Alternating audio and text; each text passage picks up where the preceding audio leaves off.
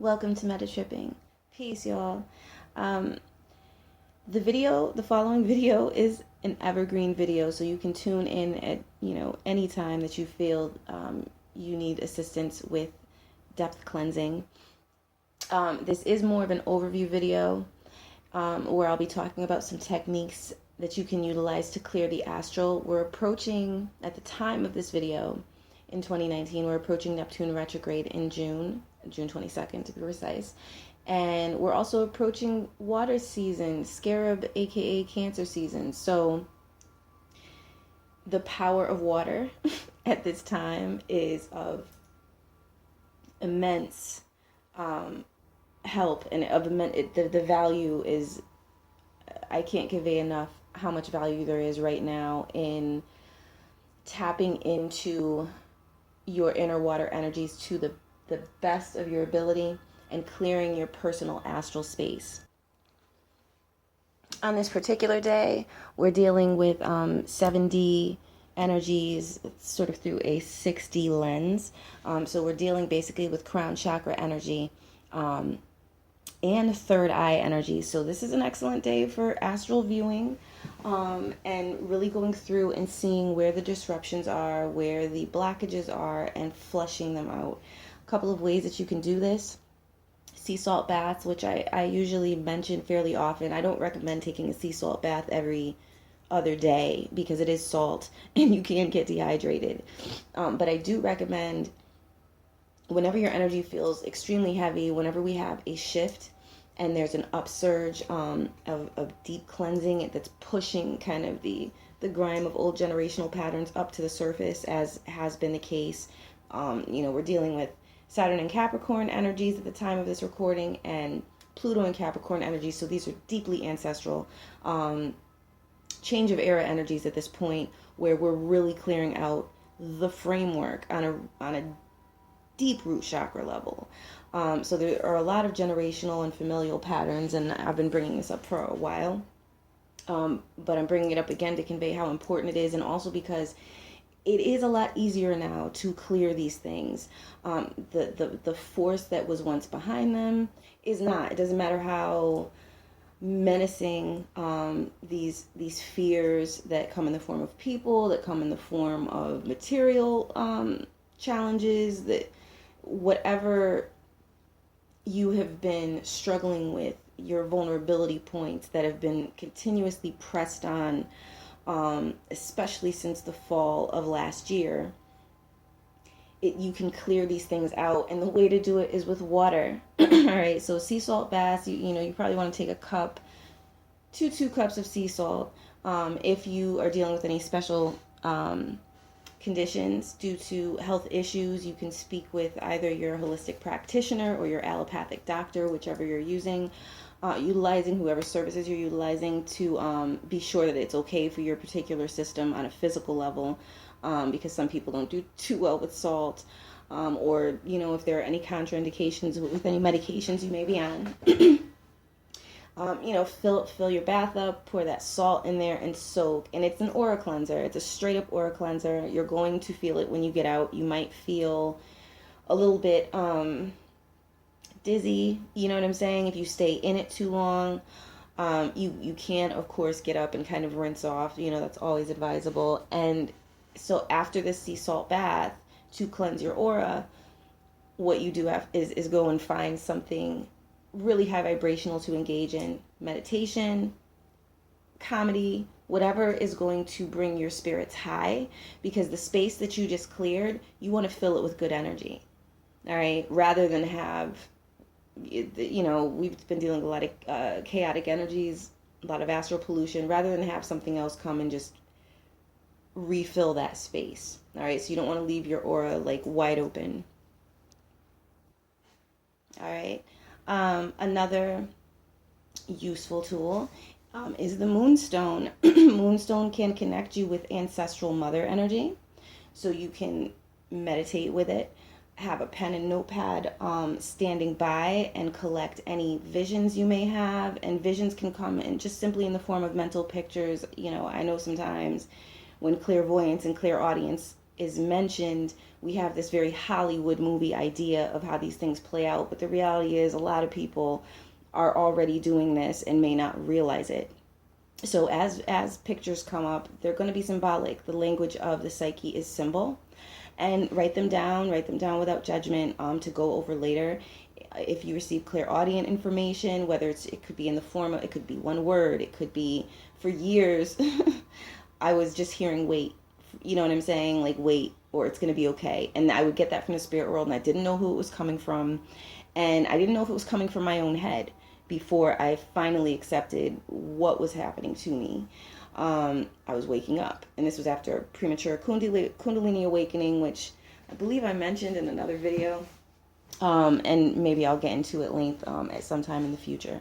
But working with Moonstone is going to help you get into a place of feeling nurtured, which is really important this week, because those old opposition energies could be trying people.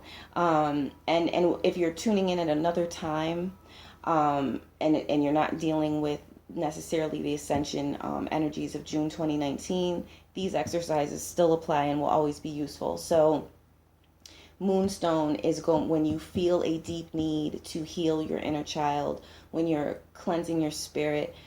This is great to work with. It's excellent to work with after your sea salt bath.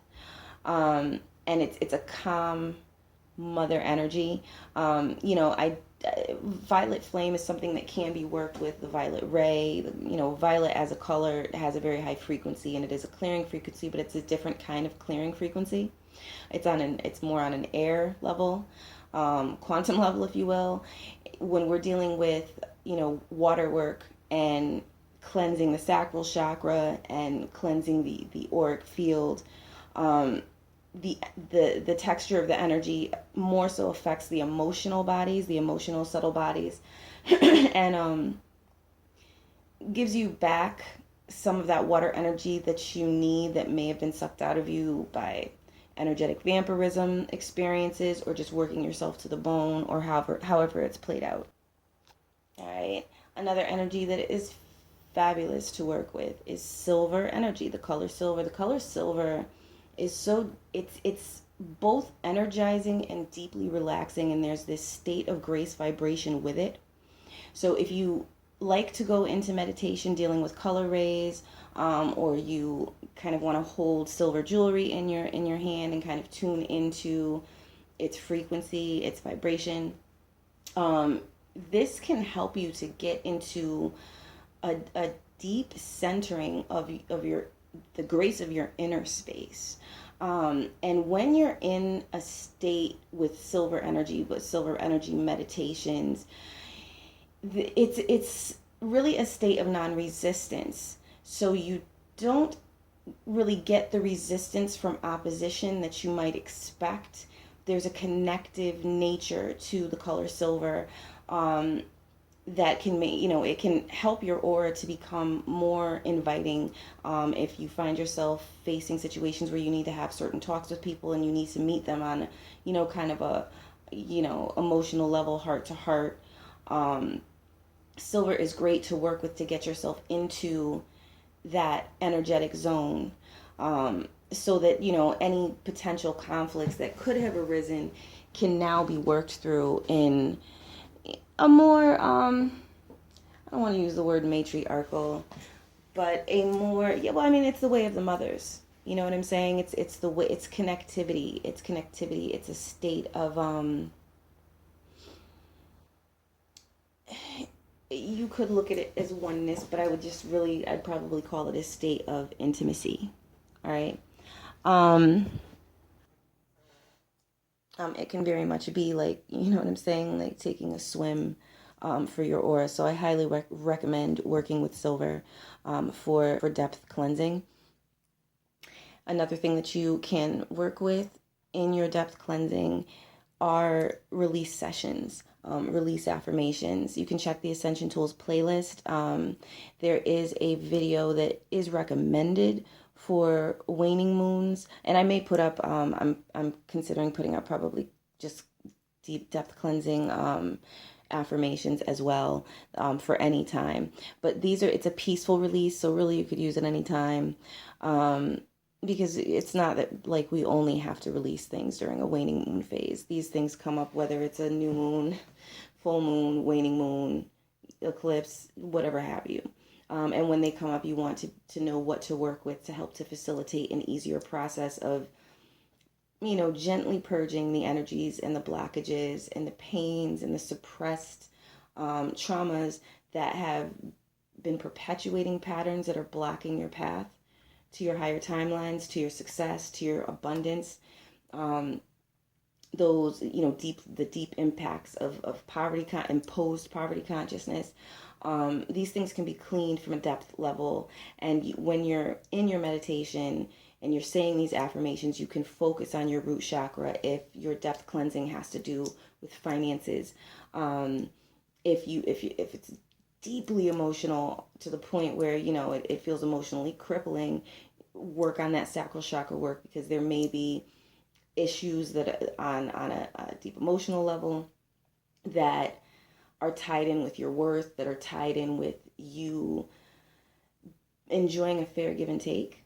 And sometimes, unfortunately, it's often been the case that empaths and super sensitives, highly sensitive people, INFJs, starseeds, who resonate with these types of super sensitive lessons, have been on the kind of the receiving end of lack after putting out a whole bunch of energy and kind of failing, not, I don't want to say failing to receive, but kind of suffering an experience of not receiving the fruits of one's labors, and oftentimes very hard labors and very sincere labors. So peaceful reliefs affirmations can help you to release those patterns. It can help to start that process in the mind. And you can play, ocean sounds behind you, binaurals, to bring in that water element. And you can hold your moonstone. You can do this while you're in your sea salt bath. But I definitely recommend incorporating it in a depth cleansing routine. All right. So I don't want to extend this video too long. I did feel like this was necessary because the from yesterday were very dense. And I got up the weekly reading a tad bit late in the evening hours. Actually, the early morning hours would be more appropriate today. The early morning hours. So, for those who've checked it or what have you, I mean, y'all went through yesterday, and you know what the energies were like. So there have been density energies, and there has been exhaustion, and what will help is working with water energy, because that is the season we're entering. So you can kind of get a get a preemptive routine going where you learn to work with this yin. Water energy is yin. Water is going to be a yin season. You may have tears coming up. You may have the eclipse season is coming. So there are going to be some things to work through. And as we work through these things, we literally are clearing these patterns out of our astral bodies, out of our etheric bodies, as we work on our minds, and we replace them with positive and high vibrating patterns, and convincing yourself on a psychological level, on your deep psyche level, of your worth, accepting yourself, of your right to receive in equal exchange. That's where it's at, y'all. That is what is going to change your path and the magnetics of how you receive and what you receive. So I can't convey enough how useful and important it is. This is spiritual hygiene, you know what I'm saying? And we're in the type of ascension energies that require kind of a constant spiritual hygiene. So whenever you feel off, get on your spiritual cleansing, you know what I'm saying? And if it's not an all out, get into your sea salt spa day bath, work with some affirmations real quick, go into a silver energy meditation, have some moonstone with you, meditate with some moonstone to get yourself in a peaceful place. Because when you're in a state of receptivity is when you can receive your abundance. When you're in fear is when there's that tension. And there's a saying, some people consider it a karmic law if you vibe with the laws of karma, that whatever you resist persists. And that's because it's duality. That it's duality consciousness. Resistance is a certain level of duality consciousness, so you have to deal with the other polarity. But when you go into a state of peace, a state of being, finding some sort of middle ground, that or some sort of alchemical compromise with the situation you're in, and you do the best that you can with the situation you're in by being in a state of receptivity. Now you're so-called working with gasoline, cooking with gasoline. You know what I'm saying? Like, now you can make deep, sweeping changes that can affect your life on positive levels magnetically, so that you're attracting abundance, and you're not constantly having to push or overwork yourself. You're in the flow with what works with you. You're in the flow with people who are good for you and support you.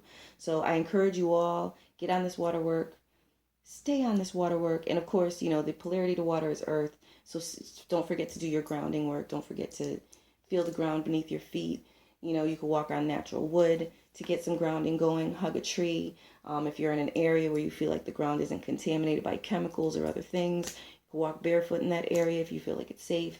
There are ways to get back into a grounding focused gardening if you feel like you've gone too watery and you feel disembodied. I hope that this is of great use to y'all. There is a way through, and I'm telling you, the whole water consciousness that we're about to step into has a lot to do with it. All right. Peace and blessings on your ascension journey. If you haven't checked in for the weekly reading, check in. I may keep the weekly readings going for a while. There's also a possibility that I'm going to be posting them on a static page, weekly, or I might do it in the monthly videos. We'll see how all of that flows, depending on what the viewership finds most helpful. So your feedback is always very valuable and appreciated. All right. And if you're not subscribed and you're interested in receiving notifications, click subscribe and tick the notification bell next to subscribe so that you're actually notified when new videos are posted. All right, y'all. Have a wonderful week ahead. Peace.